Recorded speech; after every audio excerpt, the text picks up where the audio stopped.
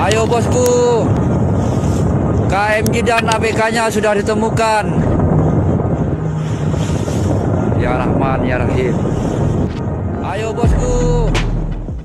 Syederalun viral video di media sosial penyelamatan 4 orang terombang-ambing di perairan Pulau Sapekan, Sumeneb, Jawa Timur pada Senin 30 Mei 2022.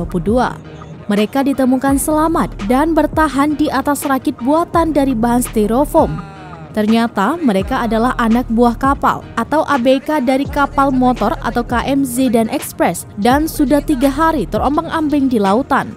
Selama bertahan di atas rakit buatan dari bahan styrofoam, 4 ABK tersebut makan seadanya.